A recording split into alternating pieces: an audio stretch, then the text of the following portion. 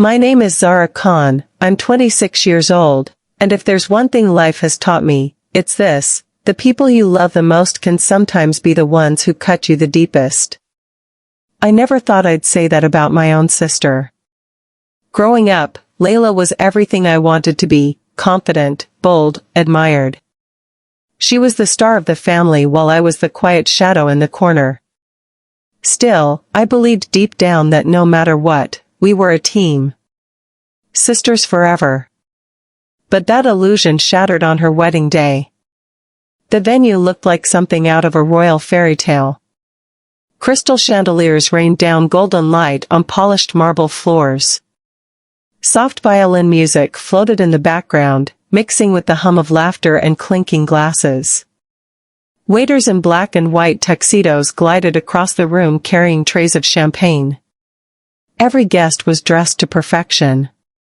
Silk gowns, tailored suits, diamond jewelry that glittered under the chandeliers. My sister Layla had spared no expense, and it showed. And then there was her. Layla looked breathtaking. Her custom-made gown flowed like liquid silver, her veil sparkling with tiny crystals that caught the light with every step she took. The moment she entered, every head turned. Every camera flashed. She was the queen of the night, and everyone knew it. And me? I should have been proud. I should have been smiling, clapping, and celebrating her happiness. After all, she was my sister. But instead, as I stood there among the crowd, I felt something strange: eyes on me. Not admiring. Not warm. Whispering. Sneering. At first, I thought I was imagining it. But then I noticed something. A glossy booklet in the hands of one of the guests. The wedding itinerary. I grabbed a copy for myself, curiosity gnawing at me. My eyes scanned the elegant golden letters. Family of the bride. Siblings of honor. Bridal party. My name wasn't there. My stomach tightened. I looked again, more carefully this time. And then I saw it. My name. Not under family. Not under siblings. But under vendors and staff. Right below floral decorators. For a moment, I froze. My eyes blurred. My brain refused to process what I was seeing. But it was there. Clear as day. Zara Khan, vendor. My hand shook as I held the program. I felt a lump form in my throat, and my ears began to ring. What was this? A typo? A cruel mistake? But then I heard it. A whisper. Isn't that the sister? A woman murmured behind me. Then why is she listed with the staff? Her husband replied, his tone dripping with amusement. They both laughed softly. Not kindly. Cruelly. Heat rose to my cheeks. I wanted the floor to swallow me whole. And the worst part? They weren't the only ones. I saw other guests glancing at the program, then at me, their expressions a mix of confusion and pity. I wasn't Zara, the sister of the bride anymore. I was Zara, the hired help. I clenched the booklet in my hand and stormed off toward the powder room. My heart pounded in my chest. I needed answers. I found Layla there, surrounded by bridesmaids adjusting her gown and veil. She looked like a goddess, glowing and smug. Layla, I hissed, holding up the program with trembling hands. What is this? Why is my name under vendors? She turned, her eyes scanning the page. Then she smirked. That same smirk she used when we were kids, and she hid my favorite toy just to see me cry. Oh, that, she said sweetly, her voice dripping with venom. Just a little reminder of where you belong. Her bridesmaids giggled, covering their mouths. I blinked. What? I'm your sister.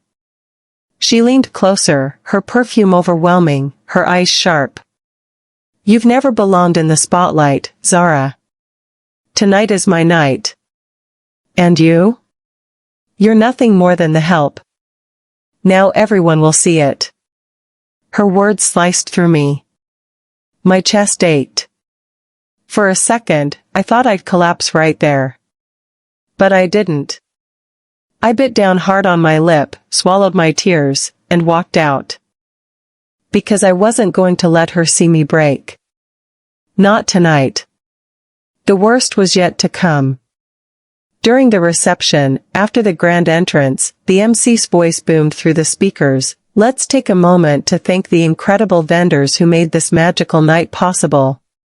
The crowd clapped. Names were read. Caterers. Florists. Musicians. And then, special thanks to Zara Khan, the bride's sister, for her services tonight. The spotlight turned on me. Hundreds of eyes landed on me. Confused. Pitying. Some even amused. I froze, my forced smile trembling on my lips.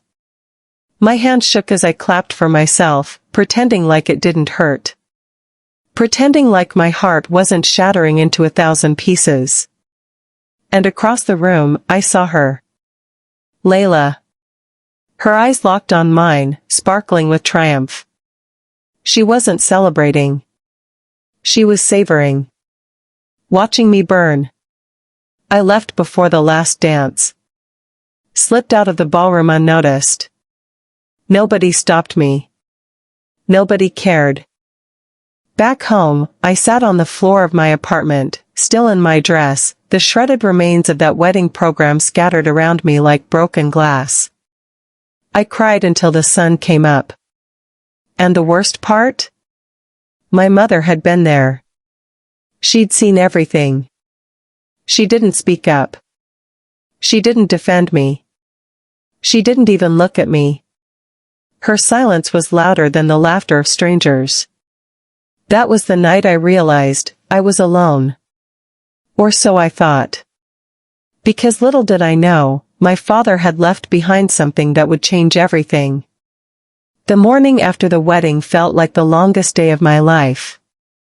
I woke up in my tiny apartment, still wearing the wrinkled dress from last night. Mascara had dried in streaks down my cheeks. My head pounded, my throat felt raw, but worse than all of it was the heaviness in my chest. I sat up slowly, staring at the mess on my living room floor. Torn pieces of the wedding program lay scattered everywhere. My name, Zara Khan, still visible on some of them, printed under the word vendor. Even though I had ripped it apart, it was still ripping me apart. Have you ever felt invisible? Like the people who are supposed to see you, the ones who should know you better than anyone, look right past you. That was me. Always me. Growing up, Layla was the golden child.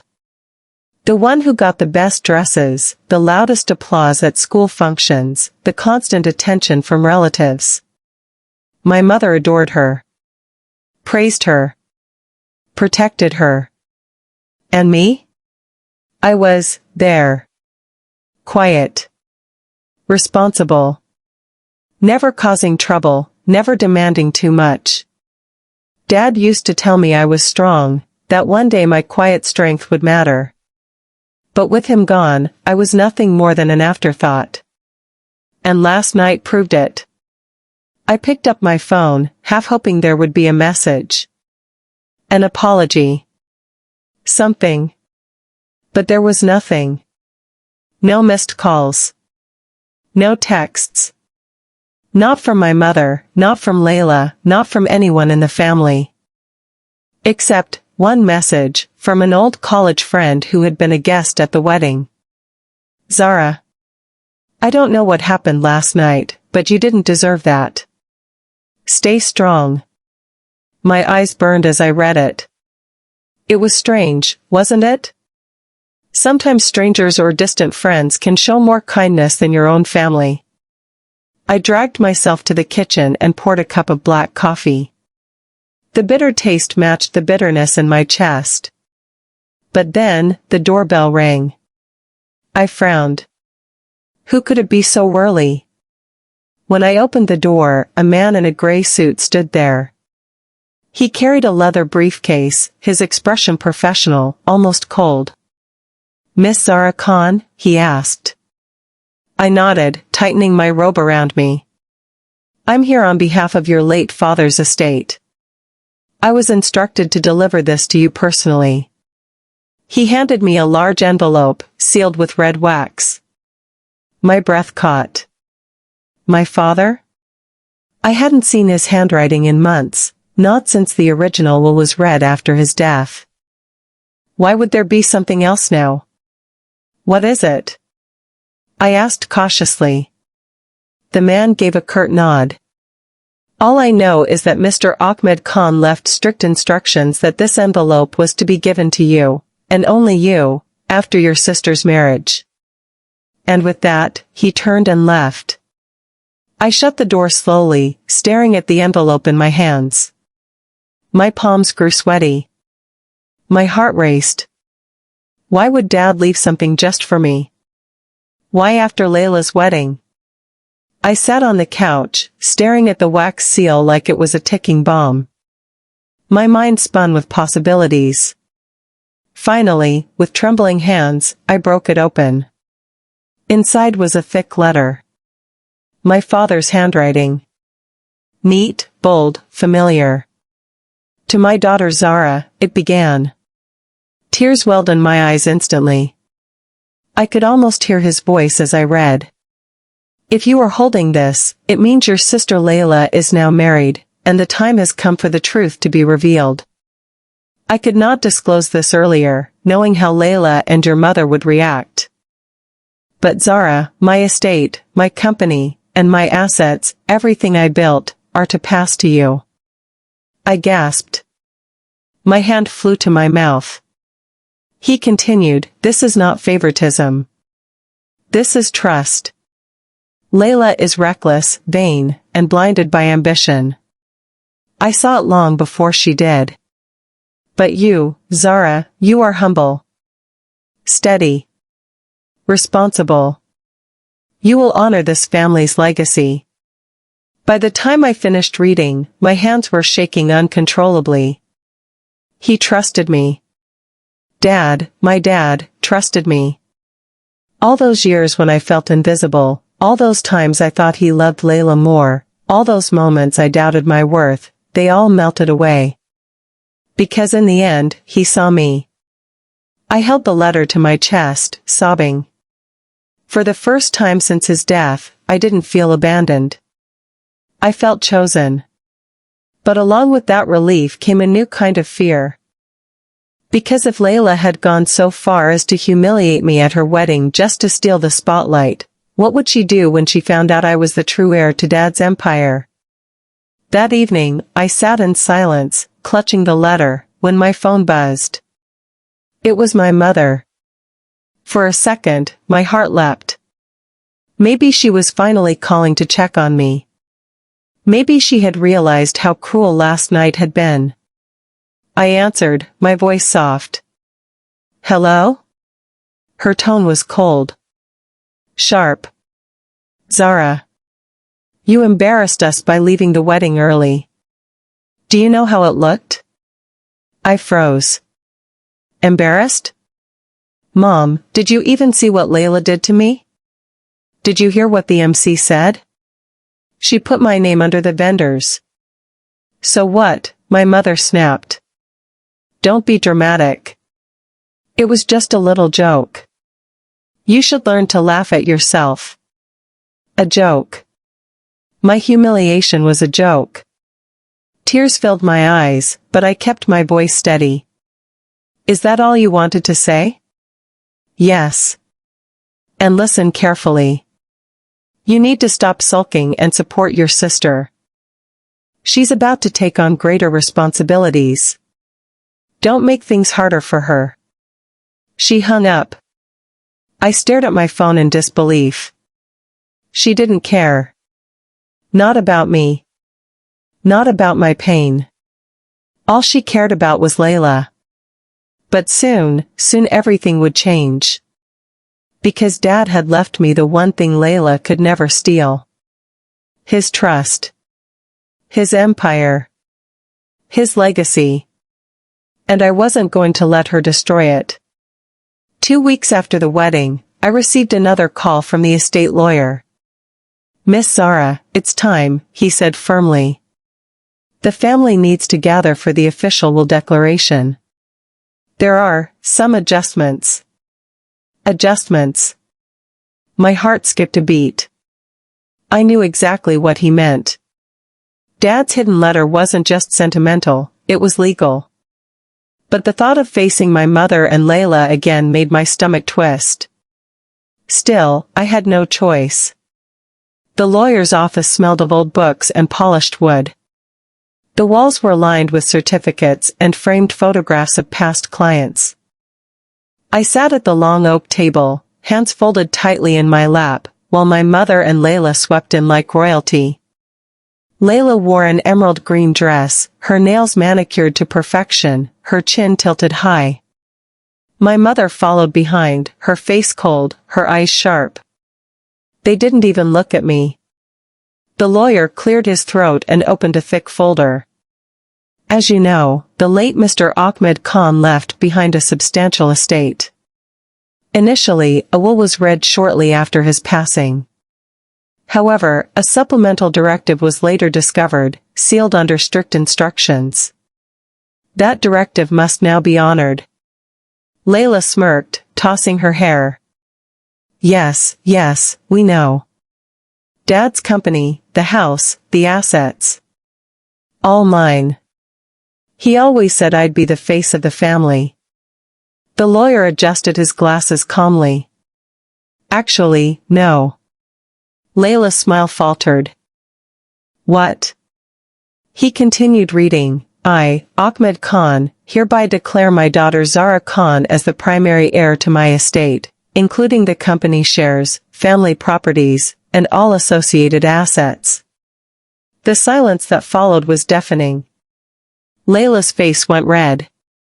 My mother gasped loudly, clutching her pearls. I sat frozen, my hands trembling under the table. The lawyer went on, his voice steady. "This decision has been made not out of favoritism, but out of careful judgment. Zara possesses the temperament, humility, and dedication required to sustain my legacy. Layla, though beloved, lacks the responsibility such a position demands." "What?" Layla exploded, slamming her hand against the table. The sound echoed through the room. "This is ridiculous. Dad wouldn't do this to me. He loved me. Everyone knows I'm the rightful heir. Zara can't even manage her own life, how could she manage a company?" "Miss Khan," the lawyer said patiently, "I assure you, this document is authentic and legally binding. Your father signed and notarized it himself." My mother leaned forward, her voice dripping with venom. "There must be some mistake. My Layla has always been his favorite. Zara was just quiet. Invisible. How could he trust her over Layla?" Her words stabbed me like knives, but I forced myself to stay calm. Because for the first time, the truth was on my side. But Layla wasn't done. She stood up, her chair screeching across the floor. "No. This is fraud. Zara must have manipulated something. She probably paid someone to fake this." Her voice shook with rage. Her eyes burned into me, full of hatred. I finally met her gaze, steady and unflinching. "I didn't manipulate anything, Layla. This is Dad's decision. His choice. Not mine." "You don't deserve it," she screamed. "You don't deserve him." The lawyer raised his hand. "Enough. The will is final. If you contest it, it will only drag the matter into court. But make no mistake, the assets now belong to Zara." By the time the meeting ended, the atmosphere was so thick with tension, it was hard to breathe. My mother stormed out, refusing to even glance my way. Layla lingered for a second, glaring at me with such fury that I shivered. "You'll regret this, Zara," she hissed. "I'll make sure of it." And then she was gone. That night, I lay awake in bed, staring at the ceiling. On paper, I was the heir to my father's empire. But in reality, it felt like I had just declared war. Because my mother and sister would never accept it. Not quietly. Not peacefully. And deep down, I knew they weren't going to play fair. The following week at the office, things got worse. Word spread quickly. Employees whispered when I passed. Some looked at me with curiosity, others with thinly veiled disdain. "She's the new owner?" I overheard one man mutter in the hallway. "She doesn't even have experience." Poor Layla, another woman sighed. "She was always meant to take over. Zara must have tricked her father." Their words cut deep, but I forced myself to keep walking, chin high. Because that's what Dad would have wanted.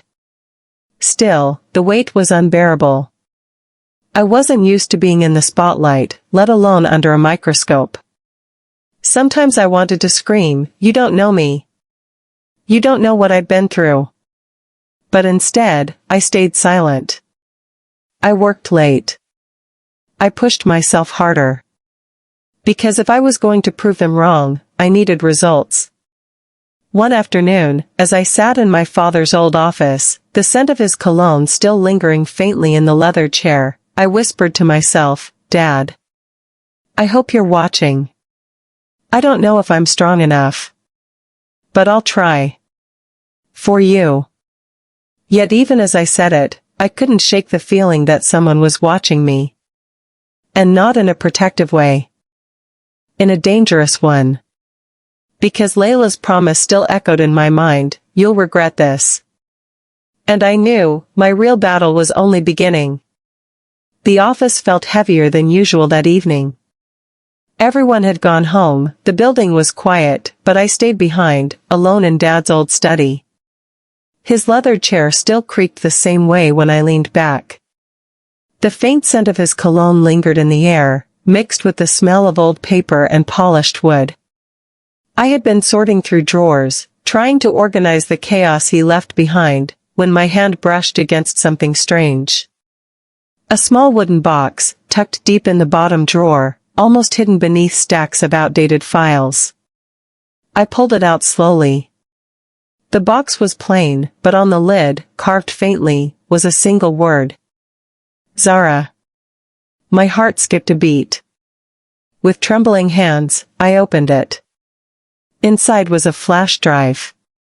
A simple, black USB stick. Have you ever held something so ordinary, yet felt like it carried the weight of your entire life? That's what it felt like in that moment. I plugged it into the computer, my palms sweaty, my breath shallow. A single video file appeared on the screen, for my daughter. My chest tightened. I clicked. The screen flickered, and then, there he was. My father. Alive. Smiling. Sitting at this very desk, in this very office. "Hello, Zara," he said, his voice warm and steady. My throat closed up instantly. Tears blurred my vision. "If you're watching this," he continued, "it means I'm no longer with you. But it also means you're finally stepping into the place I always knew you belonged." He leaned forward slightly, his expression serious now. "Zara, my quiet one. You've always been overlooked. I saw it. I saw how your mother praised Layla, how your sister basked in the spotlight while you stood in the shadows. But I also saw something they didn't." He paused. "Your strength." Memories rushed back, Dad holding my hand when I was a child, teaching me how to ride a bike while Layla ran ahead, demanding attention. Dad sitting with me on the porch, late at night, telling me stories about his struggles when building the company. Dad whispering, "Never let anyone convince you that being quiet makes you weak." I sobbed quietly as his recorded voice continued. "You may not realize it now, but you are the only one I trust with my life's work. Layla, she has charm, yes, but charm without responsibility is dangerous. And your mother, she is blind to Layla's flaws. But you, Zara, you see the world clearly. You care. And that's what a true leader needs." He leaned back, exhaling slowly. "I know they will fight you. I know they will call you unworthy. But you must not back down. This is not about inheritance, it's about legacy. My legacy. And only you can carry it forward with honor." His eyes softened. "And remember, I love you. Always have. Always will. No matter how invisible you may have felt, you were always my pride." The screen went black. I collapsed into the chair, covering my face with my hands as sobs shook through me. For years, I had doubted. For years, I had believed I was second best. For years, I thought Dad loved Layla more. But here he was, proving me wrong. He had seen me. Truly seen me. And in that moment, something inside me shifted. The Zara who had walked into this office was broken, scared, and doubtful. But the Zara who now sat clutching that USB was something else entirely. Determined. If my father trusted me with everything he built, how could I let fear stop me? I wiped my tears, straightened my shoulders, and whispered to myself, "I will not let them destroy what you left me, Dad. I will fight. And I will win." But even as I said it, I knew this fight wouldn't be easy. Because somewhere out there, Layla was already plotting. And if there was one thing I knew about my sister, it was this: she would rather burn everything to the ground than watch me stand on top.